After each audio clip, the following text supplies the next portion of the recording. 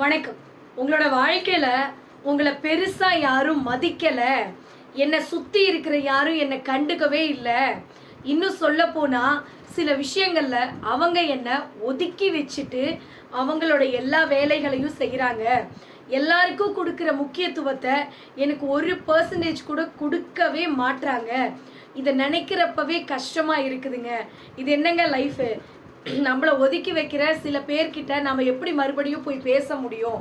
இதெல்லாம் நினைச்சாவே வருத்தமா இருக்குன்னு உங்க மனசுக்குள்ள ஒரு எண்ணம் இருக்குன்னு வச்சுக்கோங்களேன். தயவு செஞ்சு சொல்றேன், இதுக்கு மேல அந்த எண்ணத்தை தூக்கி மூட்டையில கட்டி தூக்கி போட்டுருங்க. இதை நான் ஏன் சொல்றேன்னு கேட்டா, யாருமே உங்களை நீங்க தேடவே இல்லை. உங்களை பெருசா யாரும் மதிக்கல, தேடல, உறவு கொண்டாடல அப்படின்னு உங்க மனசுக்குள்ள எண்ணம் இருக்குன்னு வச்சுக்கோங்களேன். நல்லா புரிஞ்சுக்கோங்க, யாருடைய சுயநலத்துக்காகவும் உங்களை அவங்க பயன்படுத்தலை, யாரும் உங்களை யூஸ் பண்ணிக்கிட்டு தூக்கி போடலை, யாரும் உங்களை அடிமை மாதிரி வச்சு வேலை வாங்கலை. இது எல்லாமே செய்யாமல் உங்களை அவங்க ஃப்ரீயாக விட்டுருக்காங்க அப்படின்னு நீங்களே மனசுக்குள்ளே நினச்சிக்கோங்க. இன்னும் சொல்ல போனால் நிறைய பேர் நமக்கு முக்கியத்துவம் கொடுக்குறோங்கிற பேரில் நம்மக்கிட்ட நல்லா வேலை வாங்குவாங்க. நம்மளால் முடிஞ்ச எல்லா காரியத்தையும் அவங்க சாதிச்சுக்கிட்டு கடைசியில் நம்மளை கலட்டி விட்டு போயிடுவாங்க. அதுக்கு இது எவ்வளவோ பரவாயில்லைங்க. யாரோட சுயநலத்துக்கும் நம்மளை பயன்படுத்தலை அப்படின்னு நீங்களே உங்களை தேத்திக்கிட்டு அடுத்த கட்டத்துக்கு போக ஆரம்பிச்சிருங்க. இதை நினச்சி மனசை உடஞ்சி போய் உட்கார்ந்துருக்காதீங்க. இங்கே இன்னும் சொல்ல போனால் உங்களை சுற்றி இருக்கிற எல்லாரும் உங்களை ஏதோ ஒரு விஷயத்த சொல்லி பழி போடுறாங்க, என்னை எப்போ பார்த்தாலும் டாமினேட் பண்ணுற மாதிரியே பேசுகிறாங்க, இவங்க பேசுகிறத கேட்கும் போதே எனக்கு ஆத்திரமாக வருதுங்க, அவங்களுக்காக நம்ம நல்லதை தான் செஞ்சோம், ஆனால் அவங்க நமக்கு எப்போ பார்த்தாலும் கெடுதலே நினைக்கிறாங்க, இன்னும் சில பேர் நம்மளை இல்லாததையும் பொல்லாததையும் அடுத்தவங்க கிட்ட போய் நம்மளை பற்றி பழி சொல்லிக்கிட்டே இருக்காங்க, இதெல்லாம் நினைக்கும் போது கஷ்டமாக இருக்குதுங்க அப்படின்னு உங்கள் மனசுக்கு தோணுச்சுன்னா ஒரே ஒரு விஷயம் மட்டும் ஞாபகம் வச்சுக்கோங்க. உங்கள் வாழ்க்கையில் உங்களை பற்றி அடுத்தவங்க கிட்ட போய் பழி சொல்கிற யாரும் நீங்கள் வாழ்கிறதுக்காக ஒரு எல்லளவு கூட வழி சொல்ல மாட்டாங்க அப்படிங்கிறத நல்லா புரிஞ்சுக்கோங்க. அப்படி இல்லைங்க, அப்படியெல்லாம் கிடையாது அப்படின்னு நினச்சிங்கன்னா உங்கள் வாழ்க்கையில் நடக்கிற சம்பவத்தை அப்படியே கம்பேர் பண்ணி பார்த்தீங்கன்னாவே உங்களுக்கே நல்லாவே எல்லாமே புரிய ஆரம்பிக்குங்க.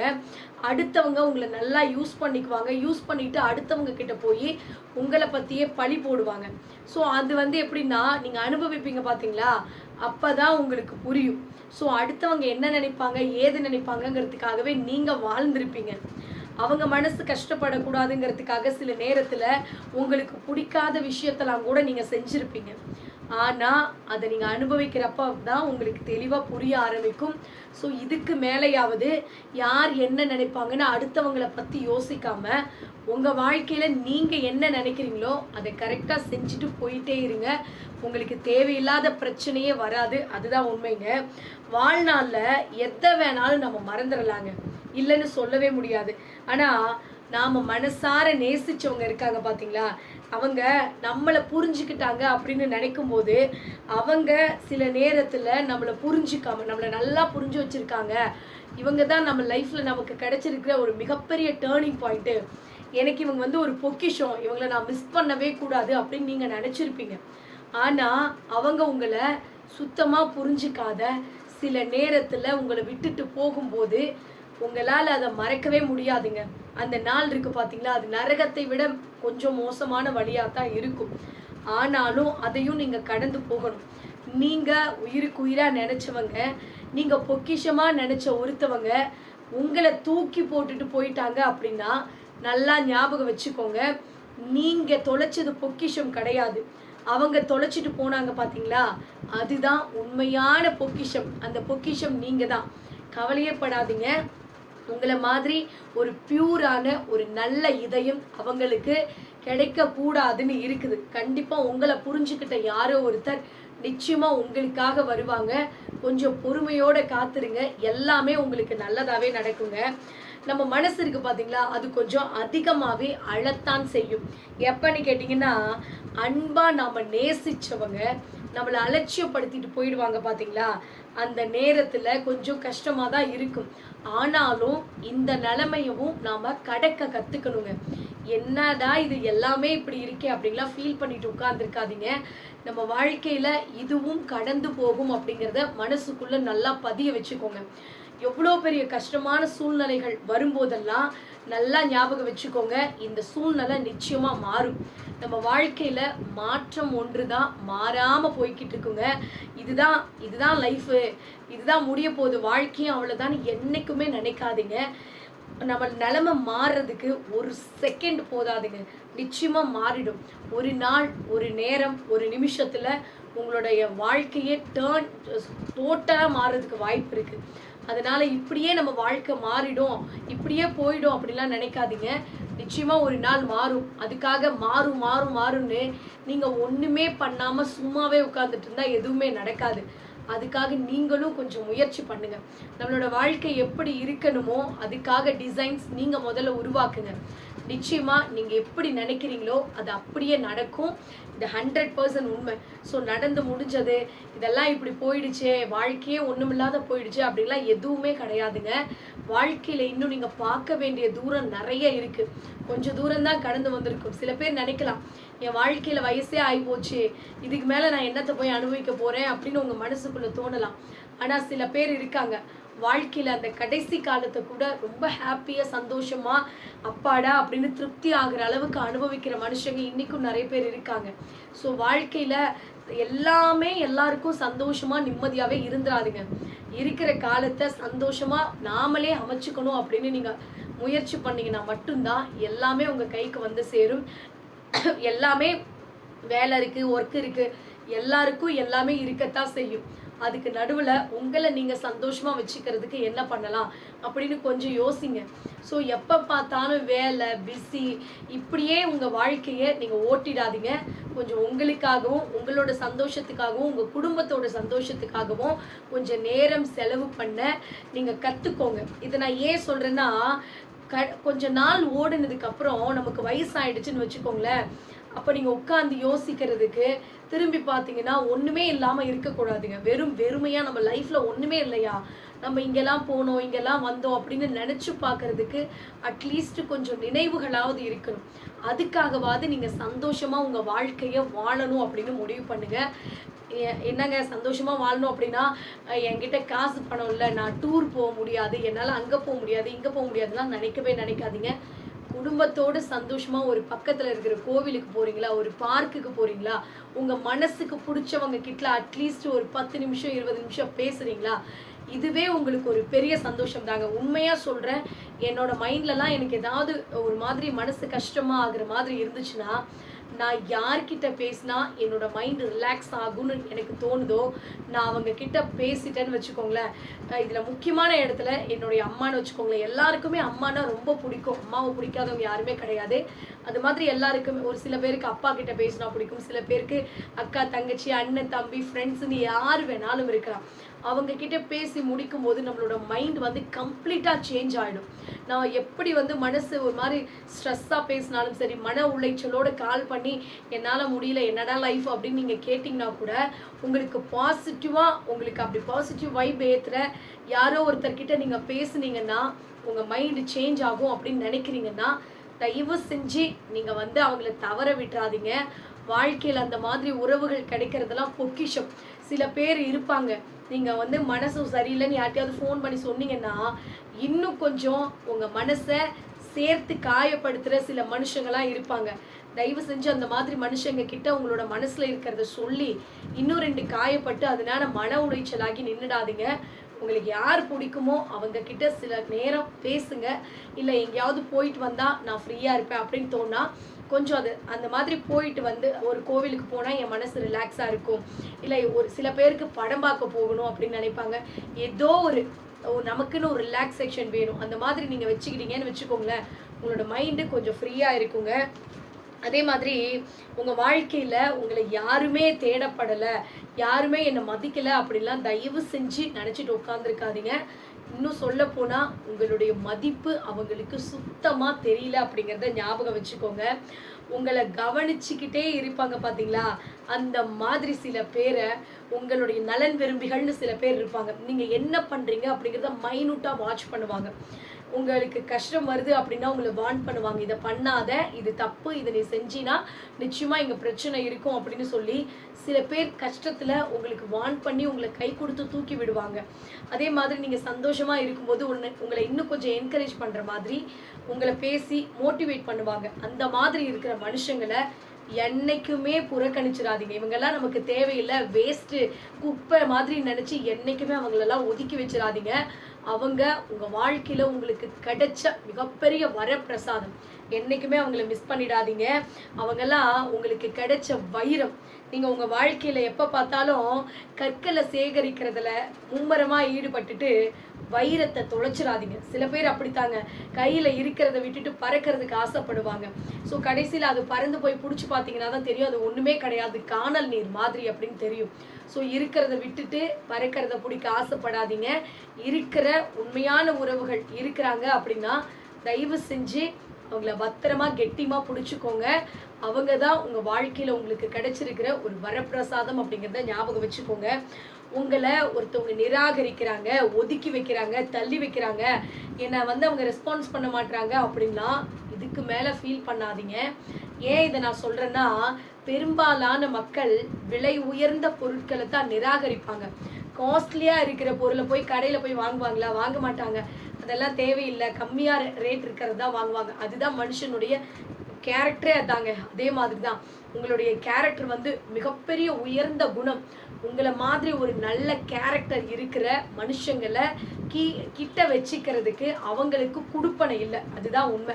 ஸோ அதனால் நீங்கள் மனசு உடைஞ்சு போயெல்லாம் உட்கார்ந்துருக்காதீங்க.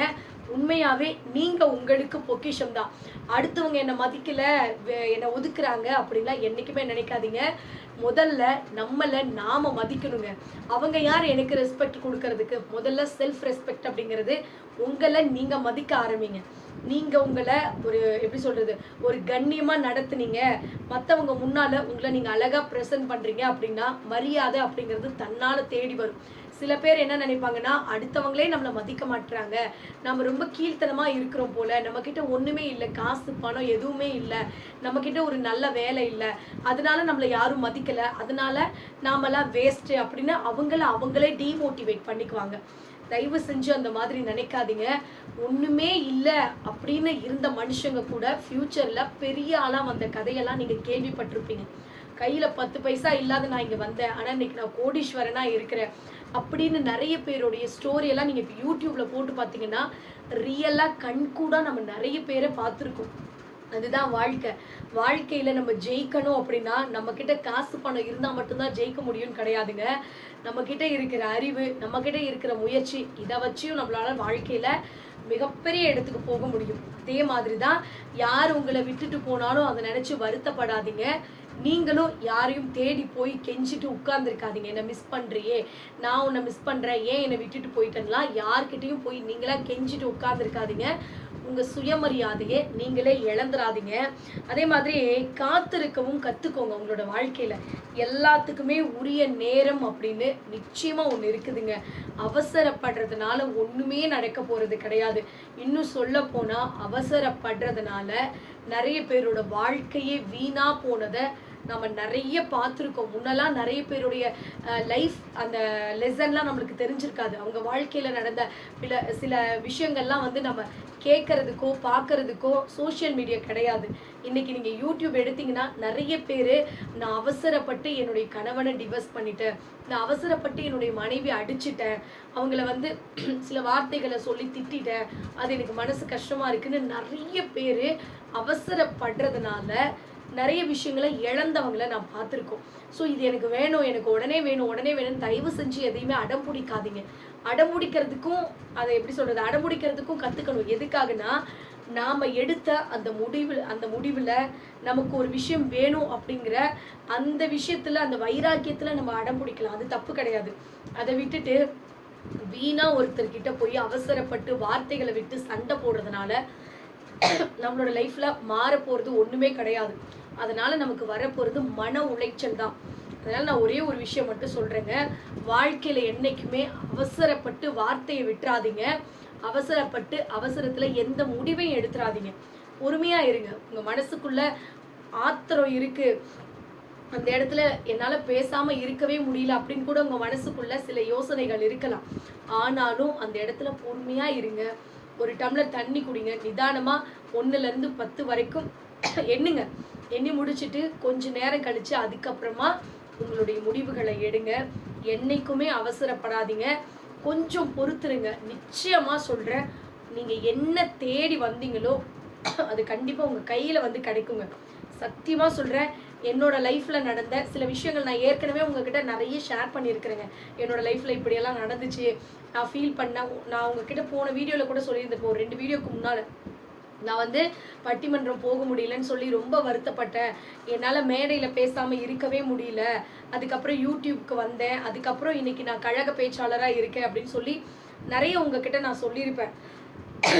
அதே மாதிரி தான் உங்களோட வாழ்க்கையில் உங்களை யாரெல்லாம் உங்களை அமுக்கணும், நீ அவ்வளோதான் வாழ்க்கையில் அப்படின்னு நினைக்கிறாங்களோ அவங்க முன்னால் நீங்கள் ஜெயிச்சு காமிக்கணும் அப்படின்னா அவசரப்பட்டீங்கன்னா ஒன்றுமே பண்ண முடியாதுங்க. அந்த இடத்துல பொறுமையாக இருங்க. கொஞ்சம் கொஞ்சமாக உங்களோட அடுத்தடுத்த மூமெண்ட்ஸ் வைக்க ஆரம்பிங்க. ஒரேடியாக ஏறி அங்கேருந்து சரிக்கு உளறதை விட கொஞ்சம் கொஞ்சமாக உங்களுடைய மூமெண்ட்ஸை வந்து ரொம்ப ஸ்ட்ராங்காக பதிச்சுக்கிட்டு உயரத்துக்கு போனீங்கன்னு வச்சுக்கோங்களேன், அங்கேருந்து ஒருத்தராலையும் உங்களை அசைக்கவே முடியாது. அதனால் கொஞ்சம் பொறுமையாக இருங்க.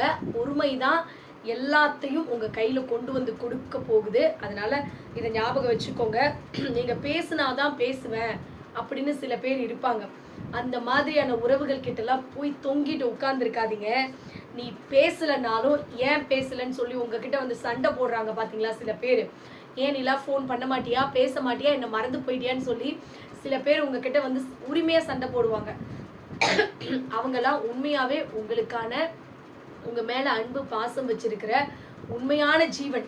அவங்களையெல்லாம் மிஸ் பண்ணிடாதீங்க. பேசுனா தான் பேசுவேன், நீ ஏன் என்னை மதிக்கலை, நான் உன்னை எதுக்கு மதிக்கணும் அப்படின்னு நினைக்கிறாங்க பார்த்தீங்களா. அந்த மாதிரி இருக்கிற அதுக்காக நீங்கள் மதிக்காத சில பேர்கிட்ட நடந்துக்காதீங்க. நான் சொல்கிறத புரிஞ்சுக்கோங்க. சில பேர் வந்து நீங்கள் எப்பயும் போல தான் இருப்பீங்க. நீங்கள் பெருசாக எதையும் யோசிச்சு கூட இருக்க மாட்டீங்க. ஆனால் அவங்களாம் வந்து உங்ககிட்ட சொல்லுவாங்க, நீ எல்லாம் பெரிய ஆள் ஆகிட்ட, நீ எல்லாம் என்னை மதிக்கிறதே இல்லை, நீ பார்க்கலாம் நீ எப்போ பேசுவியோ அப்போ தான் நானும் உங்ககிட்ட பேசுவேன், இப்படிலாம் ஒரு மாதிரி நக்கல் அடிக்கிற மாதிரி சில பேர் உங்ககிட்ட வந்து பேசுவாங்க. அந்த மாதிரி மனுஷங்களெல்லாம் கொஞ்சம் ஒரு லிமிட்டேஷனோட மெயின்டைன் பண்ணிக்கோங்க. நீ பேசலைனாலும் ஏன் பேசலைன்னு உரிமையோடு பேசுகிறவங்க கிட்ட வந்து நீங்கள் வந்து அவங்க கூட ஸ்ட்ராங்காக இருங்க. அவங்க தான் உங்களுடைய உண்மையான நட்பு. ஞாபகம் வச்சுக்கோங்க. இங்கே வேஷம் போட தெரிஞ்ச சில மனுஷங்க இருக்காங்க பார்த்தீங்களா, அவங்களுக்கு ரோஷமே இருக்காதுங்க. ஆனால் இந்த வேஷம் போட தெரியாத மனுஷங்க இருக்காங்க பார்த்தீங்களா, அவங்க என்ன பண்ணுவாங்கன்னா ரோஷத்தில் என்ன பேசுகிறேன்னு தெரியாத சில நேரத்தில் வார்த்தை விட்டுருவாங்க. ஆனால் இந்த இடத்துல நீங்கள் ரோஷமாக இருக்கிறீங்களா இல்லை வேஷம் போடுறீங்களாங்கிறதுலாம் முக்கியம் கிடையாதுங்க. நீங்கள் விடக்கூடிய வார்த்தைகள் தான் இங்கே முக்கியம். நீங்கள் அவசரத்தில் கோபத்தில் சில வார்த்தைகளை பேசி சில பேர் உங்ககிட்ட இருந்து உங்கள் வாயை பிடுங்குவாங்க.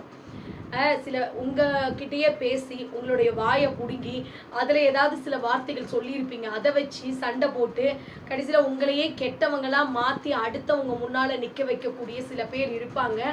அவங்க கிட்டலாம் ரொம்ப ரொம்ப ரொம்ப கேர்ஃபுல்லாக இருந்துக்கோங்க. அவங்களாம் உங்களை எப்படா சாய்க்கலாம் அப்படின்னு பார்த்துட்டு இருக்கிறவங்க. ஸோ இந்த வீடியோ பதிவு வந்து கொஞ்சம் லென்த்தியாக போயிடுச்சு அப்படின்னு நினைக்கிறேன்.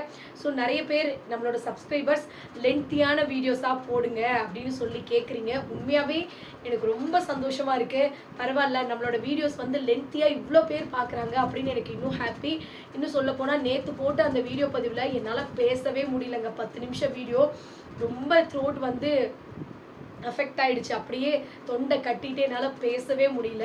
இருந்தாலும் கொஞ்சம் நல்லா ஸ்ட்ரெயின் பண்ணி பேசிட்டேன். நிறைய உறவுகள், நிறைய சொந்தங்கள், என்னோட ஃப்ரெண்ட், நட்பு வட்டாரங்கள் நிறைய பேர் நீங்கள் வந்து நம்மளோட சப்ஸ்கிரைபர்ஸ் மெசேஜ் பண்ணியிருந்தீங்க. உடம்பை பார்த்துக்கோங்க, உங்களுடைய தொண்டையை நல்லா பார்த்துக்கோங்க, சுடுதண்ணி குடிங்க, நிறைய பேர் நிறைய டிப்ஸ் சொல்லியிருந்தீங்க.